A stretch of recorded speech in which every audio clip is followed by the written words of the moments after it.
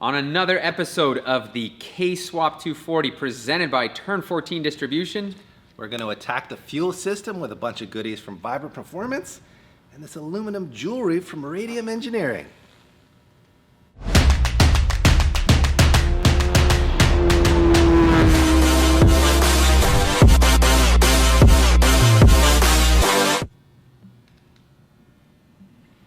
Here's our stock S2000 fuel rail and regulator and all that good stuff, and we could use that on this swap, but we're going big because we want to future-proof this swap for that turbo that's going to come next year, which means calling in some heavy hitters, including Radium Engineering, Vibrant Performance, Injector Dynamics, and blocks.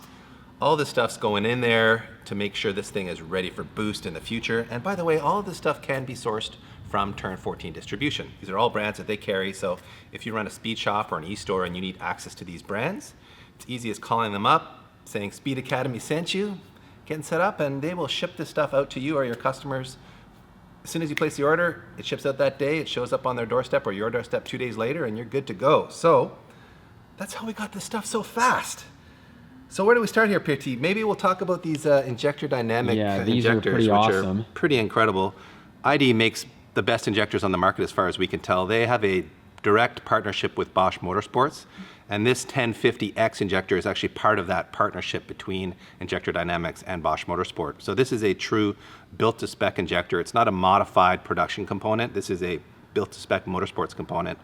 It's in a very compact body, so it fits over 200 applications, even ones with very compact injectors like this one.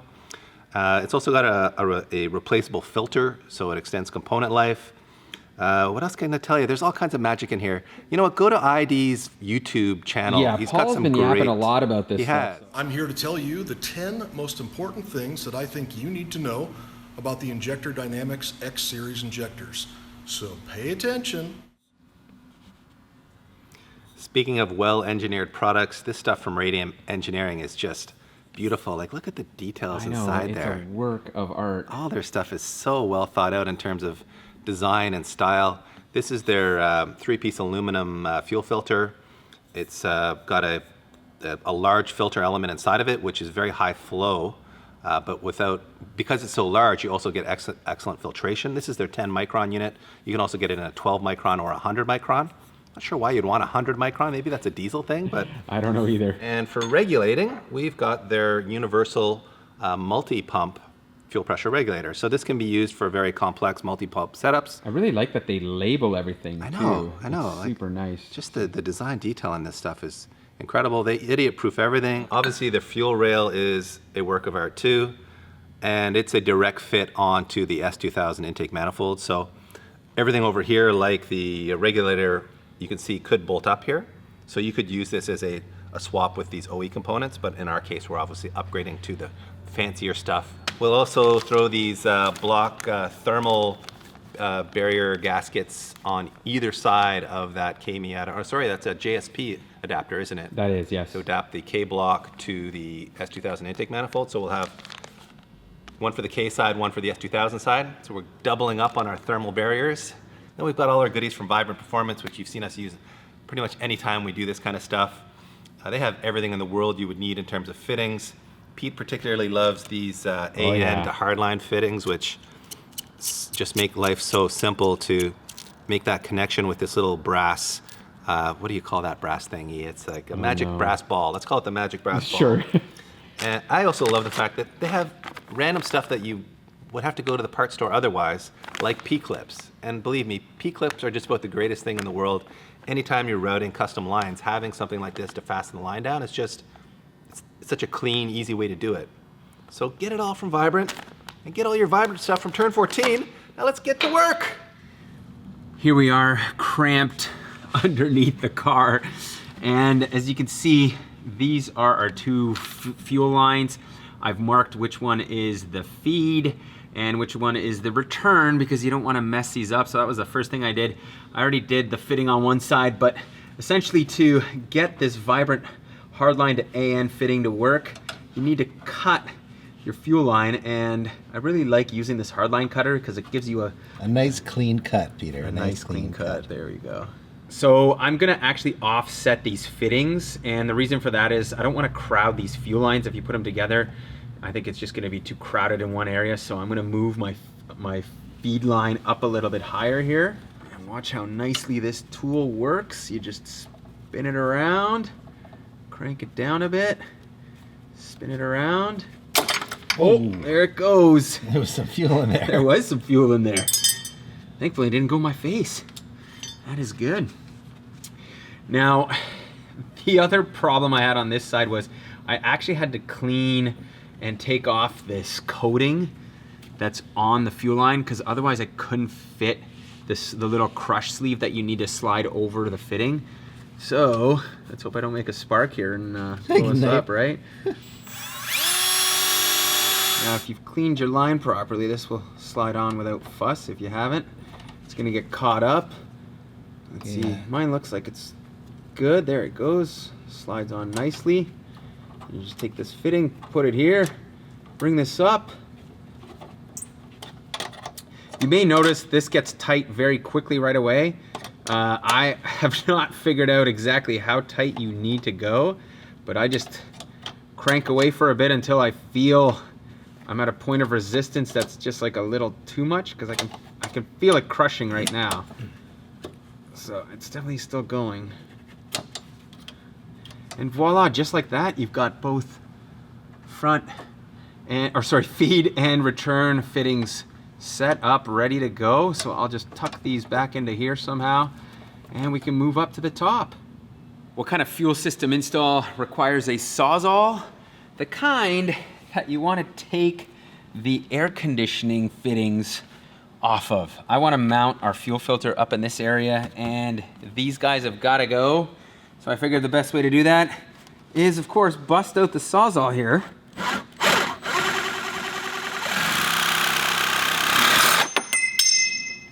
Look at that. Sweet. Pretty good. And I know some of you are thinking, why don't you just remove the core? It's a ton of work to get under the dash. This is the easier way, and I don't want to pull it.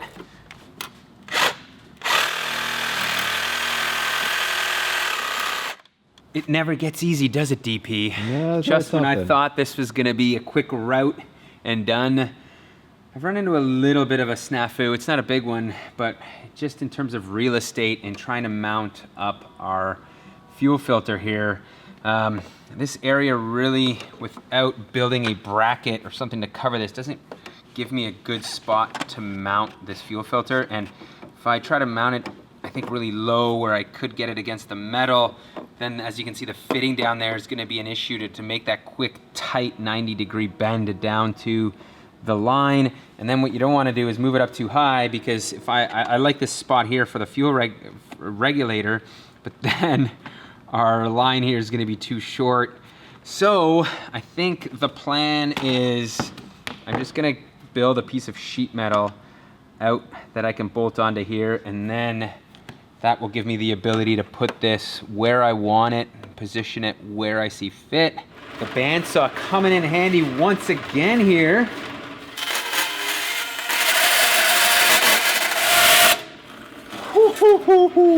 Nice. Look at that cut.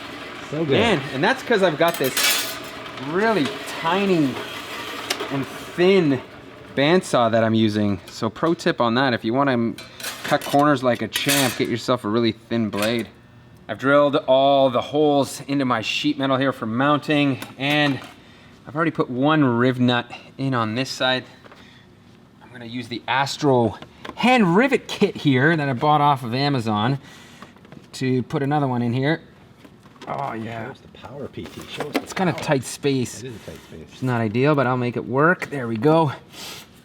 And I've become a very big fan of this tool because you can pretty much put mounting points wherever you want on your chassis with this. If you can And get they're, the tool out of the firewall. that well, is. yeah, it just takes a second. Come on.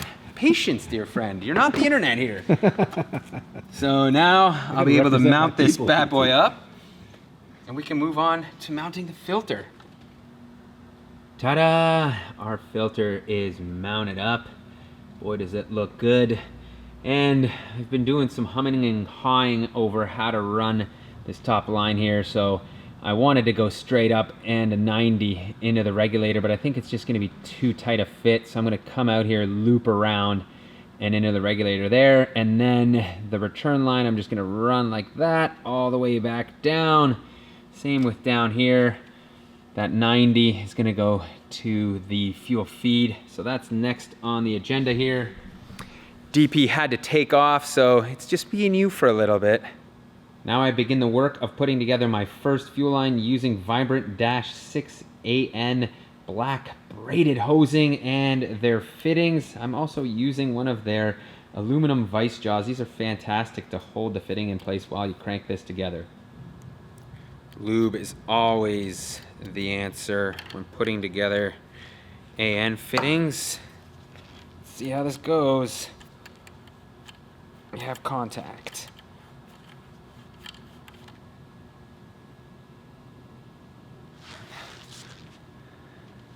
All right. That should be, over tighten that a little bit. There we go. We've got our first 90. Now it's time to measure some stuff. So I just fitted up that 90-degree fuel line here, and I marked it where I'm going to cut it so that can fit into our fitting right here. Dave, where are you? I need your help here.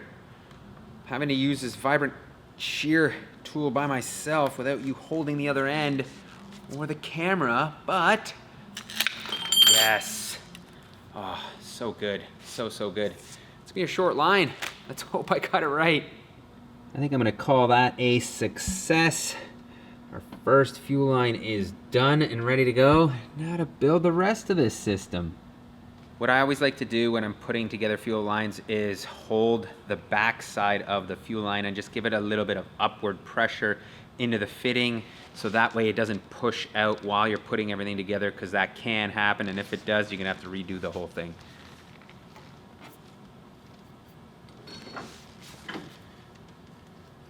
It also would help if I had secured our table down here, taken it off the rollers.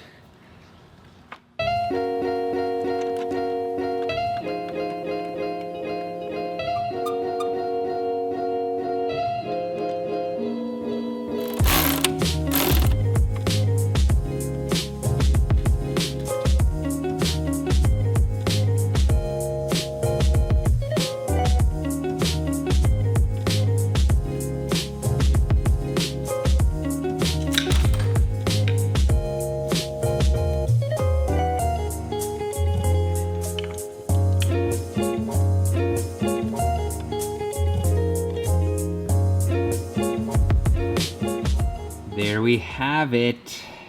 The first part of our fuel system is complete, and I gotta say, it looks pretty damn good. And I know some of you are gonna ask, well, what are you doing about the heat management problem? Because there's a header that's gonna be right here. And I did think about relocating all of this to the other side originally when I was designing this system, but I thought it would just be too cumbersome to run so many lines over there and try to figure all that out. So what I'm gonna do is put some heat management to good use. This is Vibrant's flexible heat line. It protects up to 5 to 100 degrees Fahrenheit. So I'm gonna put that on a bunch of the sleeving there. And eventually I may build a heat shield here, use some more of Vibrant's reflective heat mat that they have, which may help this. But for the most part, I think we should be good because I've got a good shielded header, which will come in a later episode. As always, thank you for watching. If you like this video, give it a thumbs up, leave a comment, hit the notification button to stay on top of all our videos, and check out our merch store, speedacademy.shop, and our Patreon page if you guys are feeling, once again, generous to throw a buck or two to help us finish this project and other ones that we're working on. Oh wow, that is a neat process. It's Look a at that. pretty neat tool. It's a Very really neat Matrix looking. Yeah, it's hard to believe all that coolness for just a little black, Yeah. black text, right?